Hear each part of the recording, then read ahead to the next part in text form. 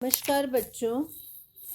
हम अध्ययन कर रहे हैं उग्रवाद के उदय के कारण। उग्रवाद के उदय के कारणों में हमने अभी तक अध्ययन किया अंग्रेजी राज्य के सही स्वरूप की पहचान, किस तरह से दादा भाई नौरोजी द्वारा भारतीय जनता को करवाई गई। उन्होंने अपनी पुस्तक poverty and un British rule in India के माध्यम से अंग्रेजों की शोषणपूर्ण नीतियों का पर्दाफाश किया। उग्रवादियों को उदारवादियों की जो उपलब्धियां थी उससे भी असंतोष था। वो उन उपलब्धियों को राजनीतिक भिक्षावृत्ति की संज्ञा देते थे। इस समय इंग्लैंड में अनुदार दल का शासन था।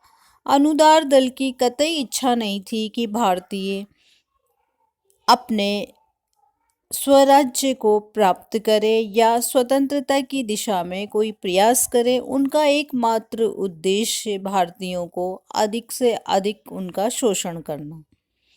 भारत और विदेशों में इस समय भारतीयों के साथ रंग भेद की नीति अपनाई जा रही थी। अकाल और महामारी का प्रकोप पराकाष्ठा पर था। शिक्षा के प्रभाव से उग्रवादी और अधिक उग्र होने लगे। आत्मविश्वास और आत्मसम्मान की वृद्धि के लिए उनके द्वारा प्रयास किए गए।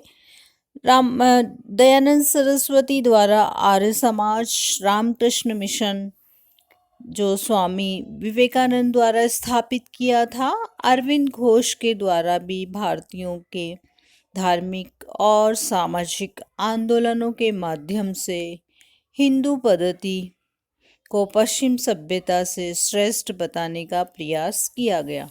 इसी संदर्भ में उल्लेखनीय है एक अंग्रेज महिला द्वारा एनी बेसेंट द्वारा भी थियोसॉफिकल सोसाइटी की स्थापना की गई, जिसके माध्यम से भारतीयों को स्वतंत्रता के लिए जागृत किया गया।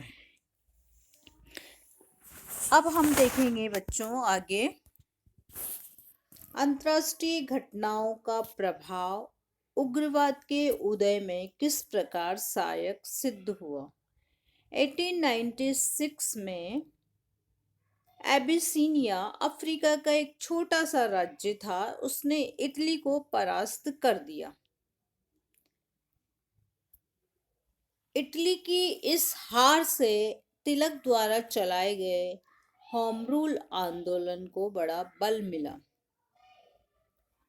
रूस की पराजय 1904-1905 में रूस और जापान के बीच युद्ध हुआ और इस युद्ध में रूस की हार ने यह सिद्ध कर दिया कि एशियाई देश भी तेजी के साथ उन्नति कर सकते हैं तथा एक पश्चिम देश को परास्त कर सकते हैं। इसने पश्चिम देशों की अजेयता के विश्वास के भवन की नींवें हिला दी। आयरलैंड में भी उग्र राष्ट्रवादियों के स्वतंत्रता आंदोलन ने देशभक्तों को प्रेरणा प्रदान की। 1870 में इटली का एकीकरण संपन्न हुआ। उसमें मैजिनी के युवा दल मैजिनी जो इटली के एकीकरण का प्रमुख नेता मान लीजिए या देशभक्त था, जिसने बागडोर संभाली थी और उसने एक यंग इटली, तरुण इटली के नाम से एक संगठन बनाया था और इस संगठन के माध्यम से युवाओं को आह्वान किया था, अपील की थी कि वो इटली के एकीकरण में उसका सहयोग करें। तो मैजिनी के युवा दल और अन्य क्रांतिकारी संस्थाओं के संबंध में साहित्य को पढ़कर युवाओं में उत्साह का संचार हुआ। इसी समय चीन में भी एक बॉक्सर आंदोलन चल रहा था, उसका भी प्रभाव भारतीय देशभक्तों पर पड़ा। तो बच्चों, अंतर्राष्ट्रीय घटनाओं ने भी भारतीय उग्रवाद को पनपने में सहयोग दिया। एबिसिनिया एबिसिनिया द्वारा इटली को परास्त करना, रूस की पराजय और जापान की विजय, आयरलैंड का विद्रोह और इटली के एकीकरण और चीन के आंदोलन ने भारतीयों को प्रेरित किया अपनी स्वतंत्रता की प्राप्ति के लिए।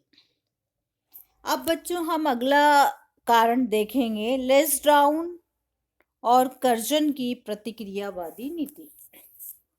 ये लेस्डाउन वायसराय थे।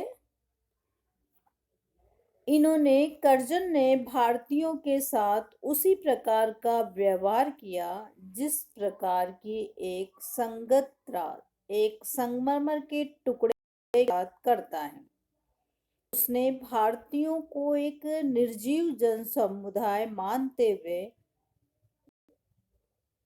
उसने तराशने की नीति अपनाई। उसकी प्रतिक्रियावादी नीतियां, शासन में केंद्रीकरण की नीति, कलकत्ता नगर निगम अधिनियम, भारतीय विश्वविद्यालय अधिनियम और बंगाल का विभाजन, अकाल के प्रभाव और भारतीयों की उच्च पदों के लिए अयोग्य मानने के कार्यों ने भारतीयों में तीव्र असंतोष पैदा हो गया।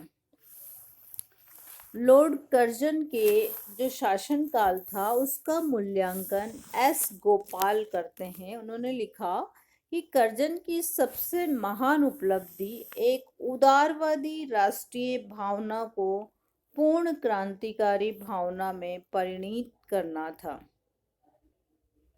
तो कर्जन के द्वारा जो वायसराय था भारत का, उसके द्वारा ऐसे कार्य किए गए जिससे भारतीय उत्तेजित हो गए और उदारवादी भावना पूर्ण क्रांतिकारी भावना में परिवर्तित या तब्दील हो गई। बढ़ते हुए पश्चिमीकरण के विरुद्ध प्रतिक्रिया। बच्चों अगला कारण हम देखेंगे, नवीन राष्ट्रवादी नेताओं ने बढ़ते हुए पश्चिमीकरण पर गहरी चिंता व्यक्त की, क्योंकि भारतीय राजनीतिक चिंतन और समाज में पश्चिम प्रभाव बढ़ता ही जा रहा था। भारत का सांस्कृतिक पहलू भी इससे अछूता न रहा। इससे भारतीय संस्कृति के पाश्चात्य संस्कृति में विलीन होने का खतरा पैदा हो गया। ऐसे समय में स्वामी दयानंद द्वारा, बंकिम चंद्र चटर्जी द्वारा, स्वामी दयानंद सरस्वती द्वारा भारतीय तथा वैदिक संस्कृति के प्रति लोगों में नया विश्वास पैदा किया गया। भारत की प्राचीन समृद्ध विरासत का गुणगान कर पश्चिम संस्कृति की पोल खोल दी गई। इन्होंने भारत की प्राचीन सांस्कृतिक समृद्धि का प्रचार कर पाश्चात्य सर्वश्रेष्ठता के भ्रम को तोड़ दिया। इनके प्रयासों से भारतीयों की ये हीन भावना दूर हो गई कि वे पिछड़े हुए हैं। दयानंद ने घोषित किया, भारत भारतीयों के लिए है। तो बच्चों हमने उग्रवाद के कारणों में जाना, अंतर्राष्ट्रीय घटनाओं का प्रभाव, लेस्डाउन कर्जन की प्रतिक्रियावादी नीति, बढ़ते हुए पश्चिमीकरण के विरुद्ध प्रतिक्रिया। इस समय पश्चिमी संस्कृति भारतीयों पर इतनी अधिक हावी हो चुकी थी कि जो भारत का प्रबुद्ध वर्ग था, जो भारत के हित में सोचता था, भारत के सुधारक थे, वो ये मानते थे कि यदि इसी कदर ये बढ़ती रही तो भारतीय संस्कृति इसमें विलोपित हो जाएगी। इसलिए भारतीय संस्कृति को श्रेष्ठ बनाने के लिए उनके द्वारा प्रयास किए गए। अगला उग्रवाद का प्रमुख कारण बाल, पाल और लाल का नेतृत्व। बच्चों इतिहास में प्रसिद्ध है उग्रवाद के 3 नेता, लाला लाजपत राय, पाल्स का अभिप्राय है विपिन चंद्र पाल और बाल गंगाधर तिलक। इन तीनों नेताओं ने जन जागृति को महत्व दिया। तिलक ने अपने भाषणों द्वारा, लोकप्रिय नारों द्वारा आत्मत्याग से युवकों को ब्रिटिश सरकार का विरोधी बना दिया। लाला लाजपत राय ने कहा कि अंग्रेज भिखारी से सबसे अधिक घृणा करते हैं और मैं सोचता हूँ भिखारी घृणा के पात्र है, अतः हमें ये सिद्ध करना है कि हम भिखारी नहीं हैं। विपिन चंद्र पाल ने बंगाल की जनता में नरम दल की नीतियों के विरोध में प्रचार किया। इस तरह से हम देखते हैं कि लाल पाल बाल के द्वारा वो कार्य किया गया जिसके द्वारा भारतीय जनता स्वतंत्रता के लिए तैयार हो गई। इस जोड़ी को अरविंद घोष जैसे नेताओं का सहयोग मिलने से उग्रवाद की विचारधारा को बल मिला। पंजाब में लाला लाजपत राय ने उग्रवादियों के नेता रहे और स्वराज्य मेरा जन्म सिद्ध अधिकार का नारा देने वाले तिलक इसके सिरमौर थे। अब बच्चों अगला कारण हम देखेंगे, भारत की बढ़ती हुई आर्थिक स्थिति, बिगड़ती हुई आर्थिक स्थिति। भारत की आर्थिक स्थिति के लिए जिम्मेदार कौन थे? अंग्रेज सरकार या ब्रिटिश शासन इसके लिए जिम्मेदार थी। और भारत एक समय सोने की चिड़िया कहलाता था।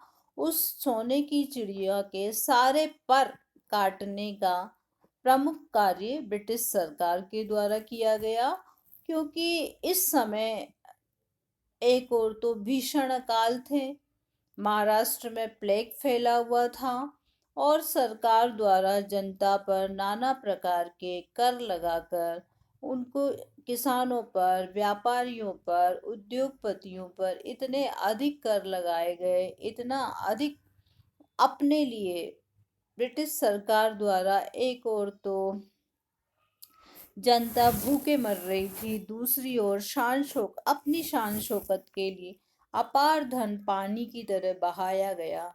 तो लाल मोहन घोष ने संदर्भ में लिखा, एक प्रकार का निर्धन जनता पर भारी कर लगाकर एक बड़े समारोह का आयोजन करना तर्क संगत कार्य नहीं था, जबकि लाखों लोग भूखे मर रहे थे। इससे अधिक हृदयहीनता की बात और क्या हो सकती है।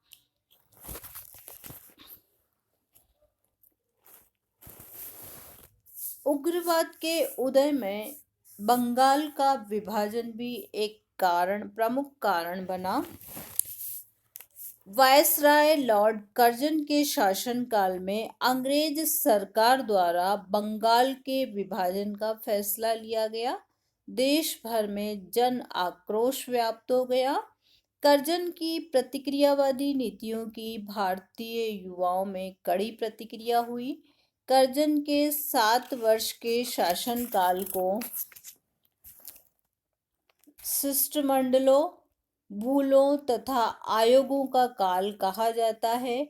कर्जन के कुछ अन्य प्रतिक्रियावादी कार्यों जैसे उसने विश्वविद्यालय अधिनियम पारित किया, कलकत्ता कॉरपोरेशन अधिनियम पारित किया, इसने उग्रवादी कार्यों को प्रोत्साहन देने का कार्य किया। तो बच्चों हमने देखा कि किस तरह बंगाल के विभाजन ने, भारत की बिगड़ती हुई आर्थिक स्थिति ने, लाल और पाल के नेतृत्व ने, अंतर्राष्ट्रीय घटनाओं के प्रभाव ने, लॉर्ड कर्जन की प्रतिक्रियावादी नीति ने भारत को उग्रवाद की ओर बढ़ने के लिए प्रेरित किया। तो हम एक बार और रिवाइज करेंगे बच्चों। भारतीय राष्ट्रीय स्वतंत्रता संग्राम का श्री गणेश राष्ट्रीय कांग्रेस से माना जाता है और इसकी स्थापना जो की गई थी वो बम्बई में 1885 में एक अंग्रेज अधिकारी द्वारा की गई थी।